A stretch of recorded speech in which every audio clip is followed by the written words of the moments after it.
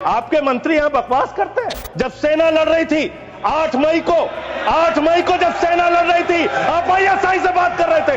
जो आतंकवाद को जन्म देते हैं आप उनसे बात करते हैं।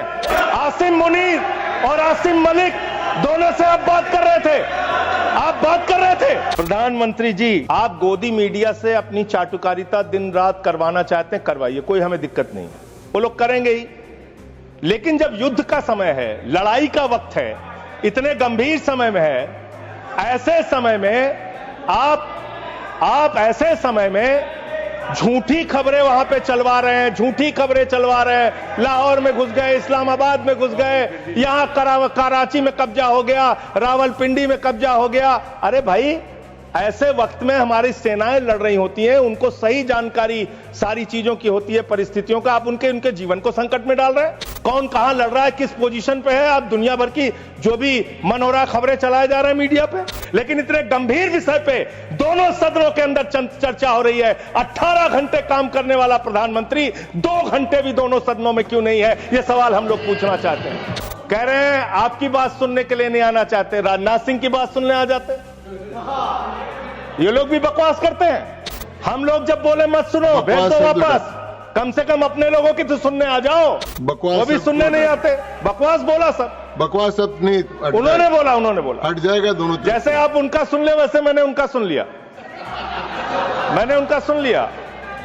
तो आपके मंत्री यहां बकवास करते हैं।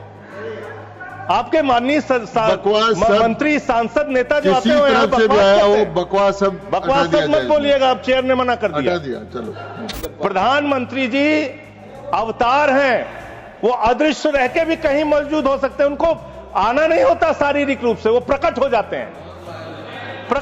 हैं।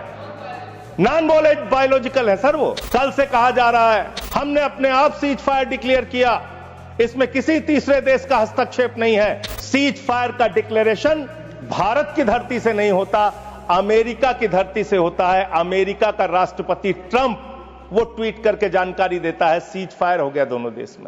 आई लव पाकिस्तान कह रहा है ट्रंप, वहां पाकिस्तान और अमेरिका का इलू चल रहा है, और आप कह रहे हैं अब की बार ट्रंप सरकार। 14 फरवरी 2025 को प्रधानमंत्री जी गए थे, मागा plus मीगा becomes mega partnership for prosperity. आप कह रहे हैं मोदी जी 14 फरवरी को गए थे।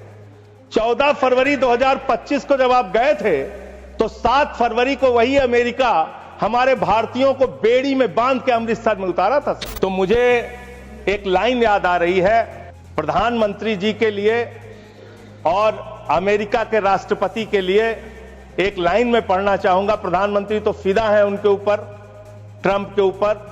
तो प्रधानमंत्री की ओर से ट्रंप के लिए लाइन है कि तेरे खुलूस ने रखा मुझे अंधेरे में, तेरा फरेब मुझे रोशनी में ले आया, पाकिस्तान के डीजीएमओ ने कह दिया कि अब हम आगे कोई घटना नहीं करेंगे। आप मान गए उनकी बात।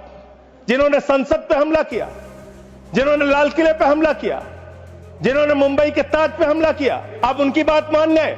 आप कह रहे हैं वो पाकिस्तान आपसे गिड़गिड़ाया, आप मान गए। अरे मान्यवर, वो हमारी बहनें भी तो गिड़गिड़ा रही थी, वो आतंकवादी तो नहीं माने, आप कैसे मान गए? प्रधानमंत्री जी, सेना के सम्मान की बात हो रही है, आपने कितना सेना का सम्मान किया? 3 साल तक भारत के सेना की भर्ती बंद रही मान्यवर। 1,80,000 सेना की तादाद को कम किया गया, उसके लिए आप जिम्मेदार हैं। आप सेना के सम्मान की बात करते हैं। आपके पास सब कुछ के लिए पैसा है, अपने दोस्तों के ऊपर लुटाने के लिए लाखों हजारों करोड़ रुपए है, लेकिन सेना के जवान को आपने अग्निवीर बना के 4 साल की योजना में उनको जवान बना दिया। उनके लिए तनख्वाह देने के लिए पैसा नहीं है आपके पास सीआरपीएफ के जवान, उनके आपको पेंशन देने और शहीद का दर्जा देने का पैसा नहीं है। आप सेना के सम्मान की बात करते हैं। भारत के सेना की बहादुर बेटी कर्नल सोफिया कुरैशी के लिए आपका बीजेपी सरकार का मध्य प्रदेश का मंत्री कहता है वो आतंकवादियों की बहन है।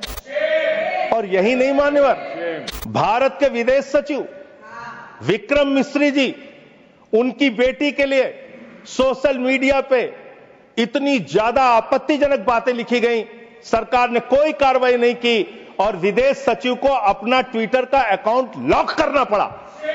अब अपने लोगों को सुरक्षा नहीं दे पाते। और मैं इसलिए चंद लाइनें आपके लिए कहना चाहूंगा कि तू इधर उधर की ना बात कर, तू उधर उधर की। आप ही का चेहरा आ रहा है सर, थोड़ा निर्देश दे दीजिए, आप ही को दिखाए जा रहे हैं बार बार। तू इधर उधर की ना बात कर, ये बता कि काफिला क्यों लूटा। मुझे रहजनों से गिला तो है, लेकिन तेरी रहबरी पर सवाल है। विपक्ष को देशद्रोही कहते हैं, विपक्ष को गद्दार कहते हैं। आप पूरी दुनिया में घूमते हैं, एक देश आपके समर्थन में नहीं आता, एक भी देश आपके पक्ष में खड़ा नहीं होता, लेकिन जब आपको जरूरत होती है आप कहते हैं विपक्ष के लोगों पूरी दुनिया में जाओ और भारत के पक्ष में बोल के आओ। गए विपक्ष के लोग, हमारी भी पार्टी के 2 सांसद गए और हम सरकार का पक्ष दुनिया में रख कर आए। जब भी देश पे संकट होगा हम आपके साथ खड़े हैं, लेकिन लोगों को बांटने का काम, अपमानित करने का काम और रोज रोज इस तरीके से गद्दार कहने का काम बंद कीजिए। बहुत बहुत धन्यवाद।